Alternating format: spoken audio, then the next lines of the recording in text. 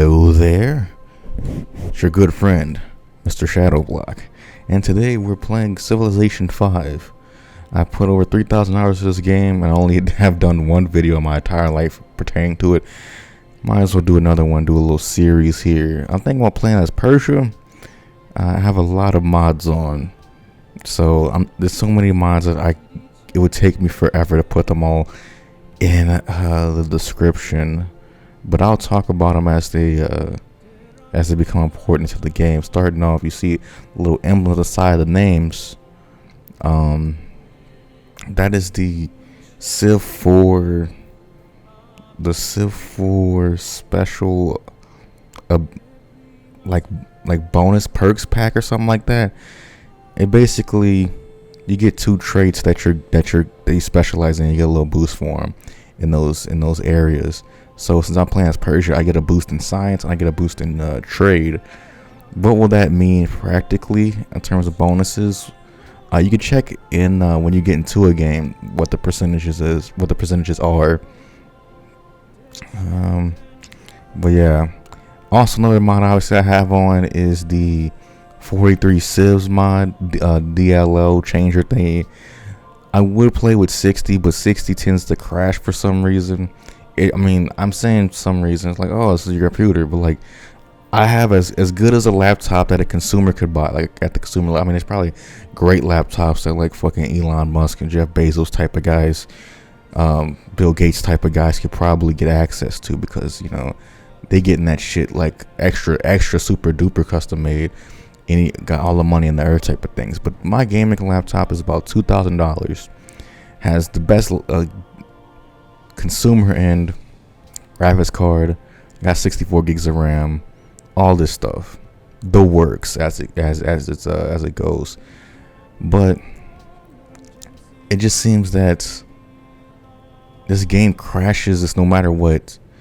So like around when I play with 60 plus civs, it crashes at any time between turn 60 and turn like 90. It's very annoying.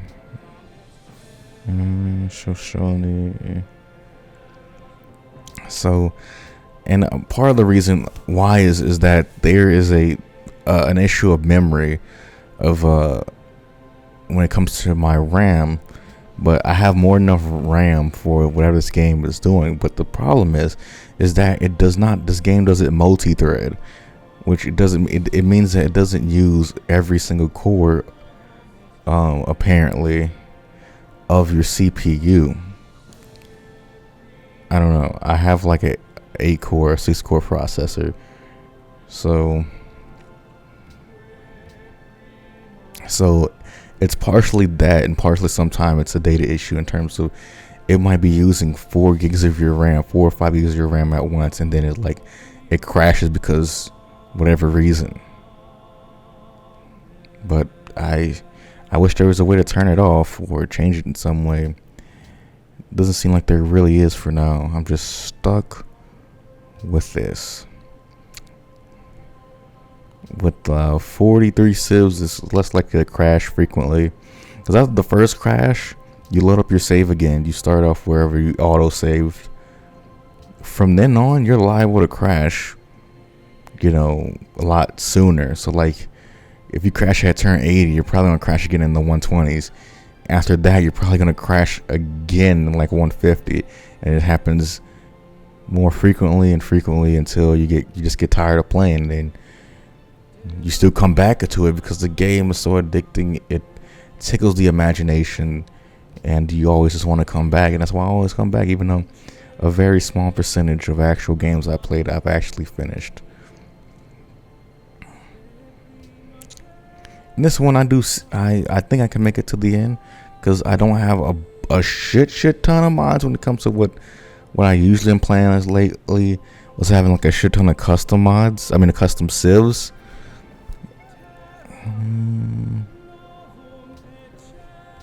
Like I played one that had like 43 custom civs, and that, I don't know, any mod could be the one that is the one too much for your computer.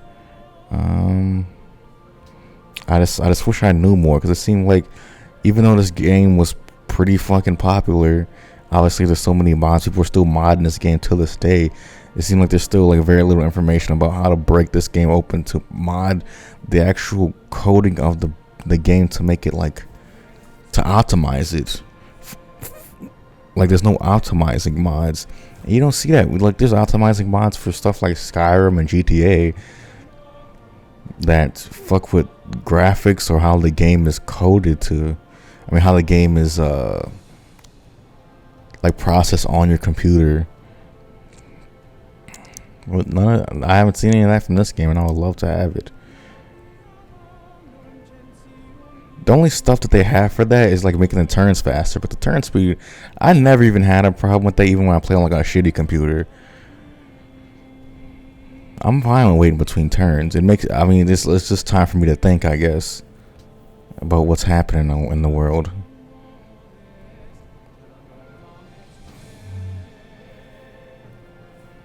England, Egypt, Denmark.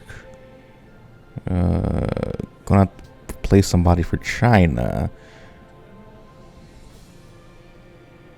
It might be the Hun. Let's see. We're not doing any barbarians, so I can keep the Hun in. Usually when I play with barbarians, I play with the ultimate barbarian mod, which lets them, or is the barbarians expanded or something, it lets them eventually form cities out of their encampments if you leave them there long enough. But if you have the Hun as an active civilization, all the barbarians on the entire map will swear their allegiance to Attila once they form a city. Let me close that. And which would mean that Attila is just throughout the game getting free cities, and even if you kill Attila, they'll still pledge loyalty to him, which means he'll always be in the game no matter what you do. At least that's what, from my experience, that's the case. We can get rid of Venice, I guess. Put China there. Sometimes Venice glitches out and it doesn't spawn for some reason. But I think, yeah, we can leave that the same. This is what I always go with. I'll play the game on Epic. It's just long enough for me for the dates to be like somewhat correct. I don't know. I don't like how the dates go by so fast playing standard. And I wish there was something between Epic and Marathon. Hey, thank you. You lead a strong and wise people. In the morning of the world, the great Persian leader Cyrus revolted against the mighty Median Empire. Right. By 550 BC, the Medes were no more. Through cunning diplomacy and military prowess, great Cyrus conquered wealthy Lydia and powerful. Okay. Son conquering proud Egypt. So we're obviously in modern day Iran. And my strategy for this game is all about internal development and having trade. I'm not going to be super militaristic with this playthrough.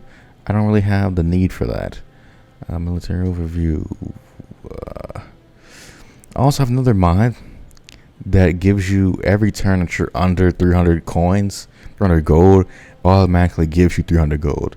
A little bit cheaty, yes, but it feels that, you know, I don't like how the money works in this game. So yes, just like Hearts of Iron 4, I am technically cheating, but it's more embedded than the game than Hearts of Iron 4, I guess. Maybe, I don't know. I like to start with Bar Nenez first, because it gives you that production. I have an Ancient Wonders mod. That's where that's coming from. I also have a contextual name thingy, which gives sort of gives division names for each unit. So so no matter what, you can change the name. So I'm going first infantry with this, right? I don't like how you can only give them a name after they've got an upgrade. It's stupid. Name from the beginning. Obviously, we're going to be rushing the library first, then calendar to trapping, then do the wheel, instruction, sailing, bronze working. After that, I think he's smart to do this, this, this, this, and then we'll take it from there. Yep. In terms of population focus, I think it'd be smart to do production. That gets you everything in this game. So we're not gonna get growth, but in a couple turns we'll just have a granary anyway. A granary? I don't know how to pronounce that. I don't think I've ever heard anyone say that ever. Seems that we have Ormuz, the city-state spawn right next to us. We'll investigate. Oh, it's We got infantry first division. You see the spawns there, but from here on out, I'm probably going to have to rename all of them because there was going to be one down from what they should be. So second infantry, I'll put you up north. And since are we the first?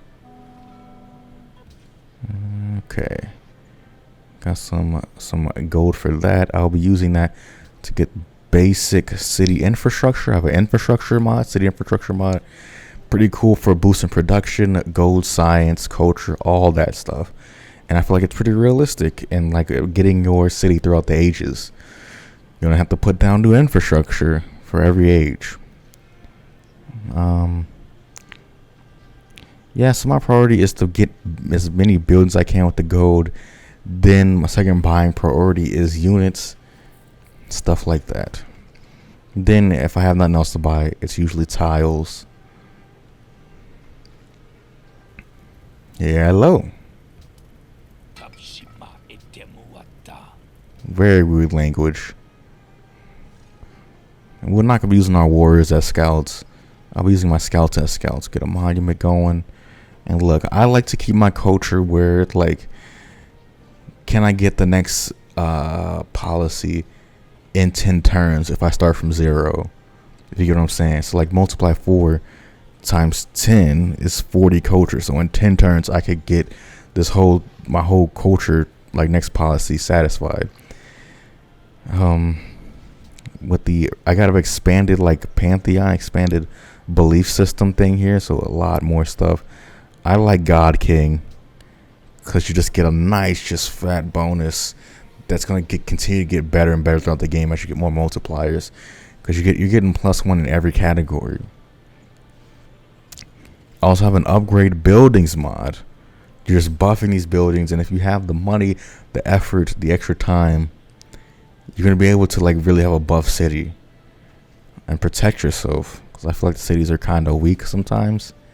So and these things are great if you're building tall or wide. And this one I'm building tall. Like I said, I won't be doing any conquering, but I think now I'll buy a scout and look at our military. I think we have one more. Got 3 more supply remaining.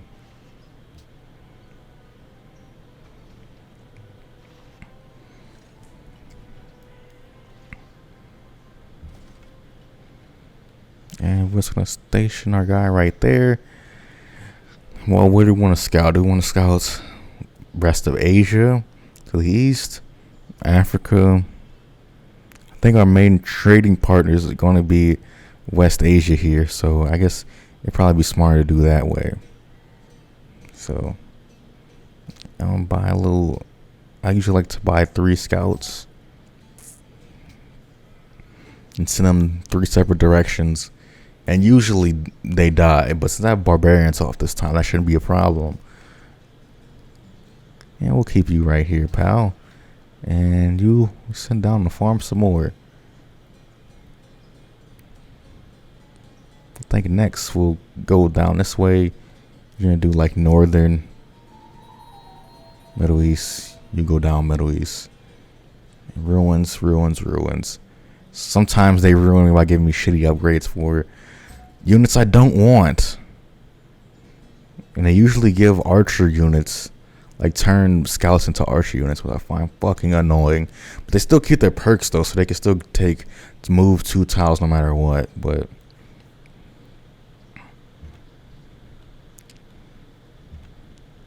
so we're gonna take this. Hopefully it's science. No, they get fucking upgraded. Exactly what I did not want. We'll farm here. And now we can buy another warrior. Do we want to do that right now? It's not gonna ruin our productivity quite yet. I'm gonna keep that right there. I'm gonna rename you 3rd Infantry. What I like to do with my military units is that I like to have what I would call 3 armies. I have one army with 12 units, another one with 12, a third one with 12, and each one has 4 infantry, 2 cavalry or armor, and they have 4 artilleries of some sort and 2 like air support thingies. But I really don't get the 2 air support till like late game anyways.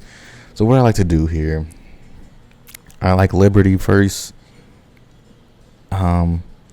If I had to take any 2 of these, I would do Liberty and Rationalism for Free Settler and Free Science, which in this case I have a ×2 policy mod, which means that I get every policy twice. Not that I have to like get the culture up again 2 times and like unlock it a second time. It's that every policy effect has double its normal effect. So it's like I unlocked it twice, sort of. So like, yeah, I get the what's it called, the collective rule policy. It'll give me 2 settlers. If I get a rationalism, the rationalism policy. Oh, hello there. If I get one of the rationalism policies, I give you a free tech. It gives you 2 free techs. If it gives you a plus 17% to science, it'll give you now plus 34% to science. Crazy stuff.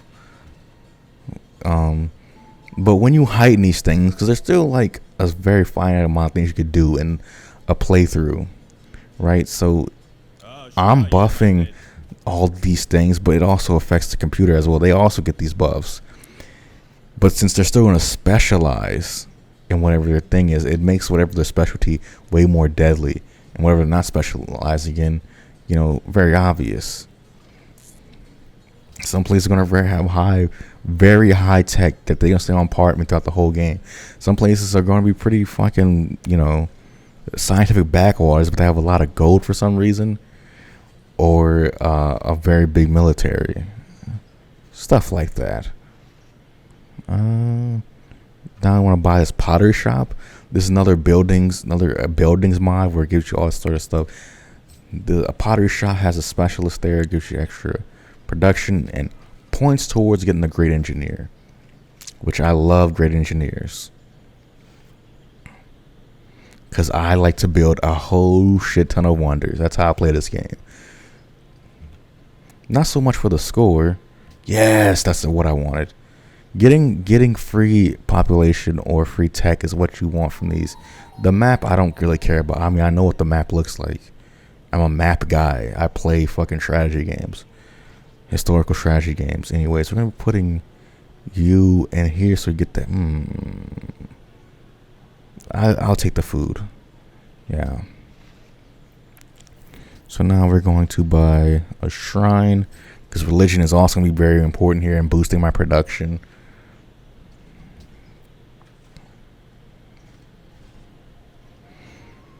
In terms of regional enemies, I don't really fear anyone. Babylon, I don't think really is never really warmongers or anything like that. Assyria obviously does, but it always focuses on Babylon first. Obviously the Ottomans like war a good bit, but they're far away from me. Like Assyria and Babylon and the Ottomans are way more likely to fuck with each other than they are with me. So I really don't have any regional enemies until one of those 3 empires conquers the other 2.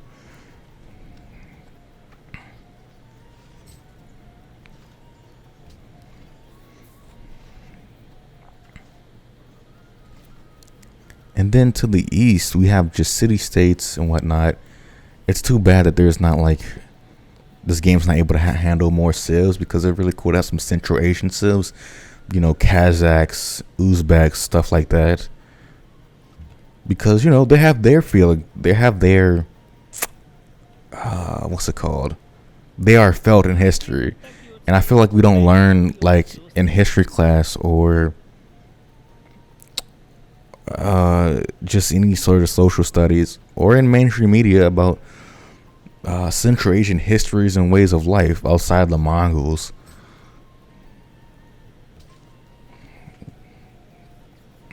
Yeah, I don't know. But we finally met India. India.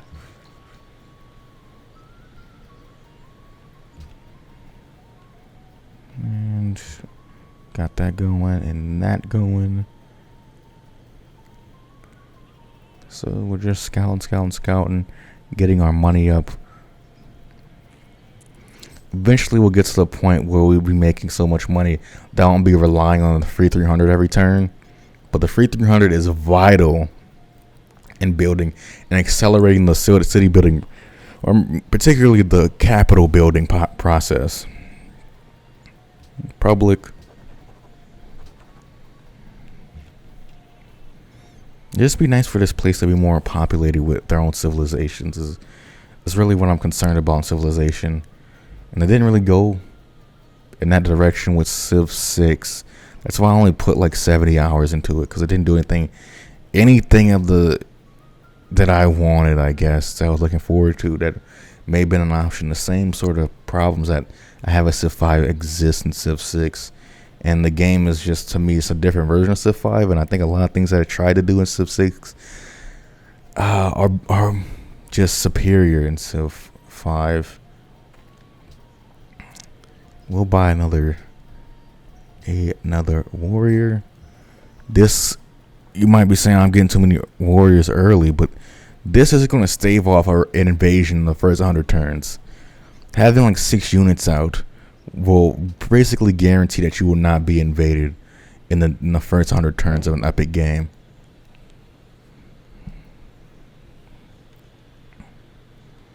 And I have a unit stacking mod, because it's so fucking annoying when you have a very small place where you could put your troops and you can't move them anywhere because you can't stack. So unit stacking, I don't really use the cheese. Like, I don't have like that stacks of like 12 things. Usually I space them out, but I think of how much this area, this one tile, how many miles that is in real life. And a legion, like when they're all lined up, they don't take up 12 miles of space. So even though each tile is supposed to represent like a 15, I think like 15 to 20 miles, you can fit a whole lot of units in that.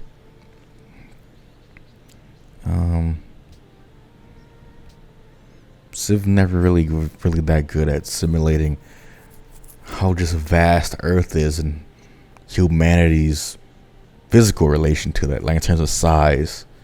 For some reason, I feel like the Civ maps are always way too fucking small. They never have an option to just have like something that's even grasping how big the Earth is. But it seems like they just don't want to go in that direction. It's very disappointing. They don't care if it's like accurate. The free 30, I'll take it. What are you gonna do here?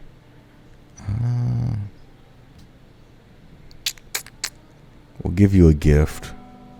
Give a gift. 250. And do I want to pleasure protect?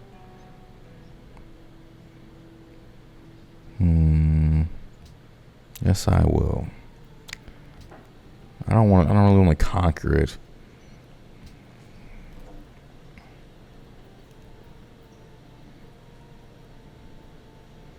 But there should have been a system that if you have such a good relationship with a city state over such a long period of time, you just annex them.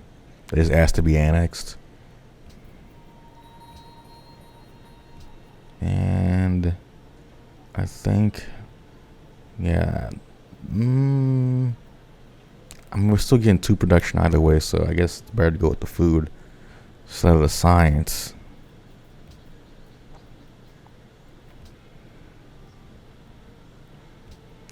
Okay, 0. So we're gonna hold here. Actually, 250 is 150. 150 plus 300 is... Yeah, so we're going to give another gift to you. Because next turn we're getting writing.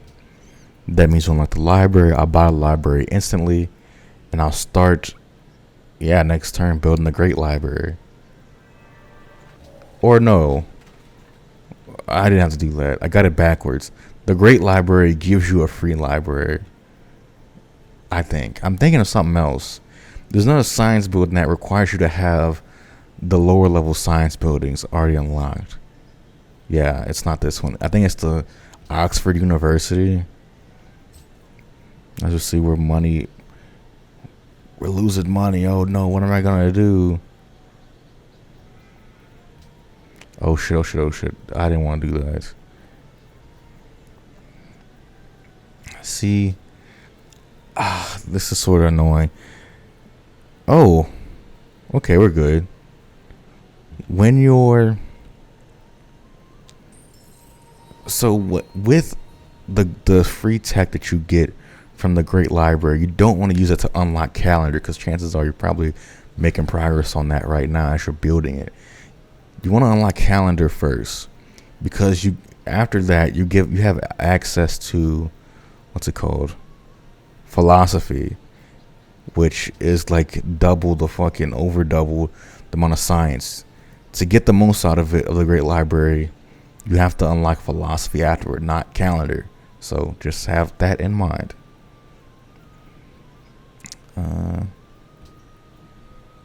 This 330. Not much I could do with it. I'll do military overview once again. Yeah, we're sort of stagnant here. But I'll let it ride. I'll let it ride.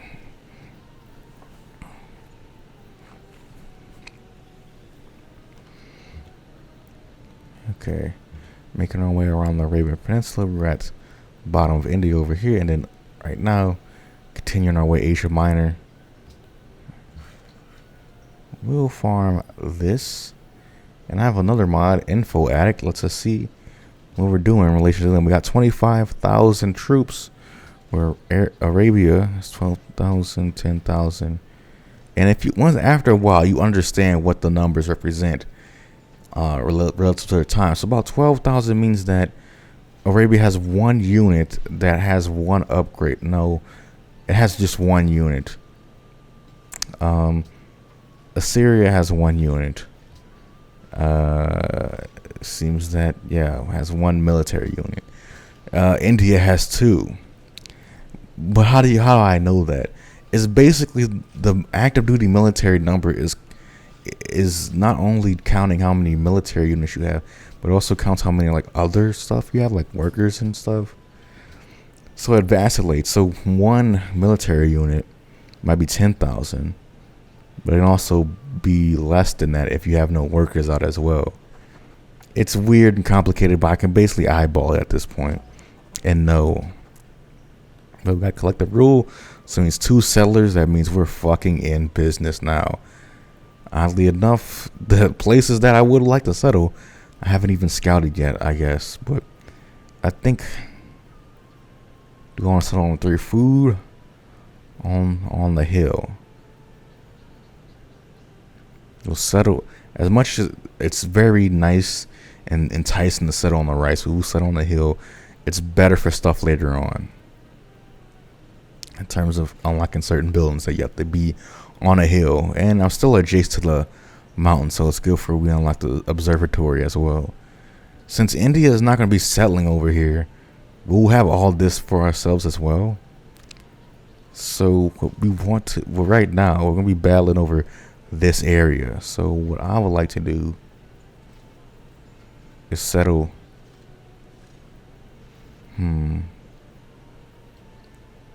right about here.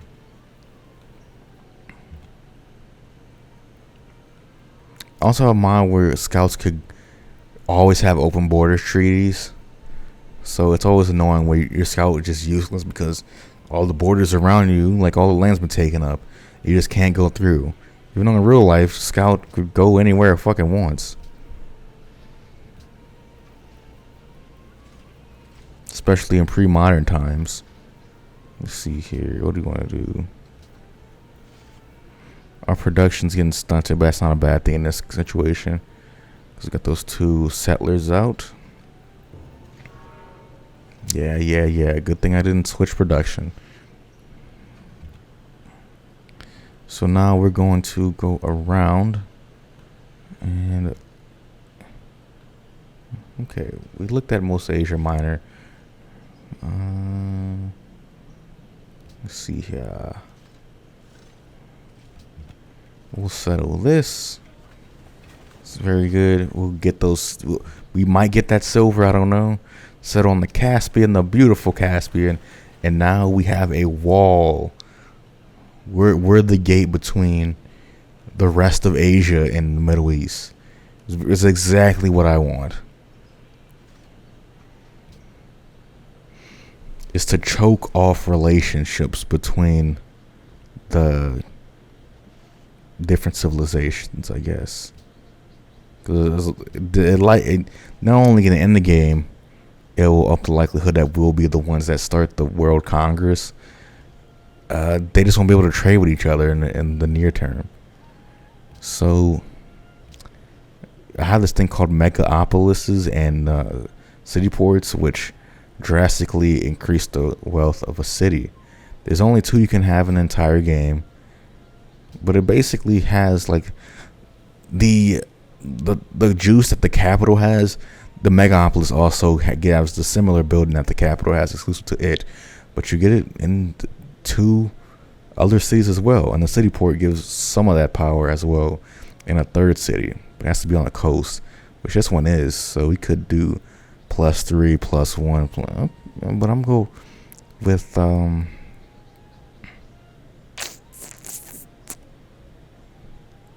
doesn't really matter because Susa is not going to be really important. So I'll give you Port City and give you that production, and we're gonna change. Obviously, you need to change this to this and change this to this.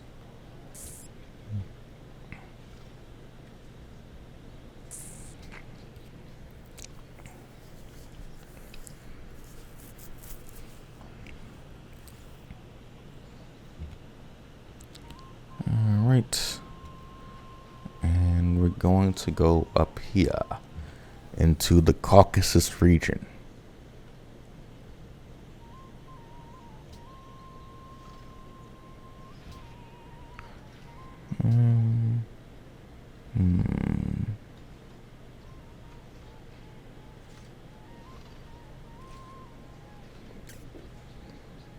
We'll do the brewery. No point doing a tavern right now. I'm not really too big on how the merchant works. We'll set it where I fucking want, and you ain't gonna do shit about it because I have way more troops than you, bitch. Anyways, what I was saying, I don't like how the only merchant I like is the Merchant of Venice, is because you can annex a city-state, and the merchant's fine. It's free money, but I play a lot of games where there's not that many city-states, or city-states are very far away, or in some cases I just don't like playing with city-states. They're a blight on the game, and to make them less of a blight on the game, I gave them the ability to spawn settlers for themselves and settle new cities. I sort of hate that they're just there. They serve no purpose besides to be like pawns between greater empires. But fuck that. Let them be a great empire by themselves. That's the way I think of it, anyways. We're gonna bring up Parsagade. I don't know how to pronounce it.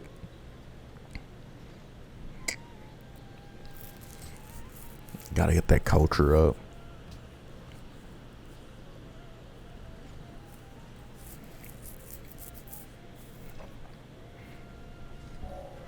Good.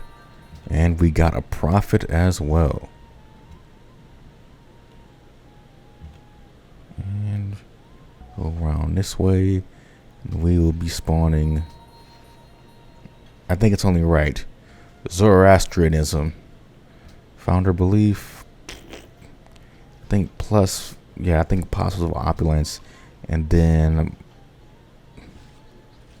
religious labor is good for me.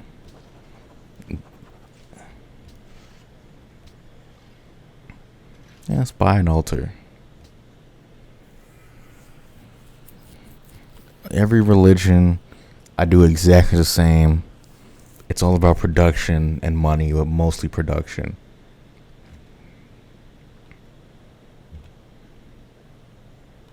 And let's see. Yeah.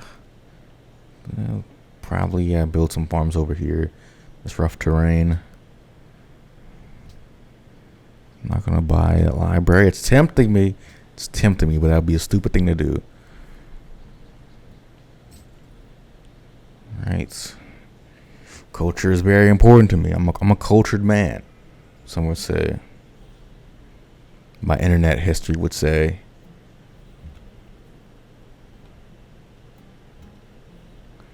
Get out of this Azerbaijan region.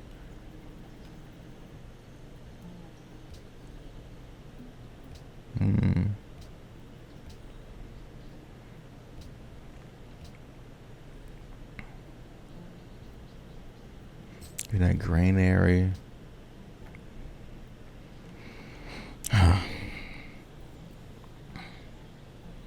So any expansion, most of my expansion is from settling, which I do have a settlers mod where like it lets the production be a little more manageable. Okay, find where India is. We'll build that. And you just keep going north. So now, since we have unlocked the caravan, we can buy one and start trading and making that sweet cash hola. Very nice.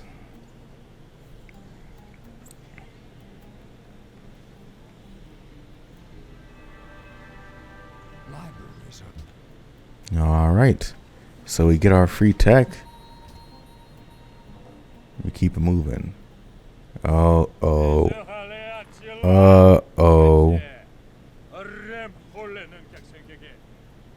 This is not good, cause Attila don't give a fuck. He really don't. Okay, we're gonna do this. Fuck the food. Highest gold. We're going to Mecca, boys. And Mecca's also least likely to go to war. Like, period. So we're gonna do philosophy to get the oracle. We get a free text so we could get a free policy via the oracle. This is how I like to do things, folks. Now we got a spy. We putting that in the capital, of course. I don't like spying on other people. Barely have good information. Wow, the enemy's trying to beat me? Oh, I didn't know. Now I can buy the upgrade to the library. And now our science is looking straight and tight.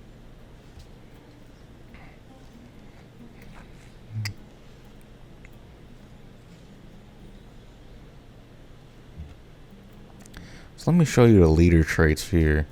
I have science, inventive, +2 science per city, +1 science per specialist, 25 base production is added to science. Very, very fucking nice. +100 production when building libraries and water mills. That as well. Financial. Cities that are connected to the capital have +10 production and +10 food. City connections generate +50% gold. Internal trade routes produce +50 production or food, +100% production on aqueducts and stables. This is all very nice. Even though I'm probably going to be buying the stables and aqueducts anyways. Great Jerusalem. Alright, so we're going to go west, away from Attila. And I don't want to spin this. Can't spin it here.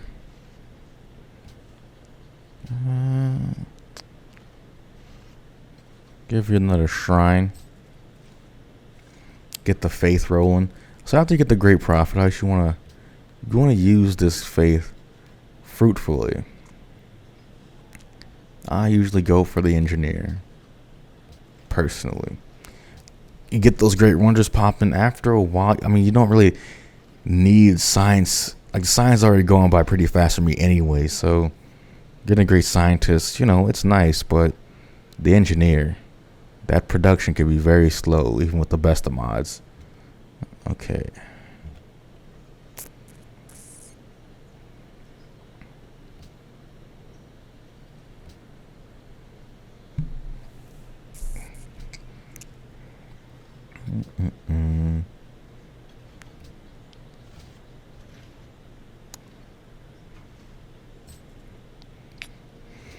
Getting a policy next, sir. Of course, I'll accept your embassy, sir.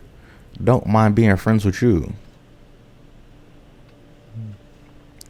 Damn, Ottomans out here with 2 cities. With 2 extra cities out of nowhere, I should say. We'll be doing... When you get the free science. You get the free science at the end, now I think about it, yeah. So, might as well do this now. Finish Liberty. Go up here. You harvest these sheeps. And this town square, I swear, it juices the production so much. +2 production, plus 10%, plus 5% gold. Vicious. It's absolutely fucking vicious. Town square is beautifully overpowered, and I accept it. And I love it.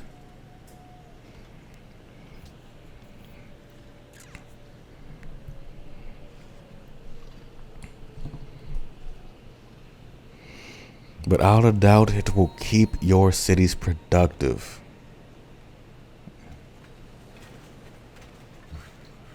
Alright, you get to work on this, and what do I want you to do? You could build a temple. You build the expensive stuff, the tavern, I don't give a fuck. No, we're actually got plus money. Now we could do engineer shit. Buy a tavern to get the food back up. And we keep it rolling. Okay.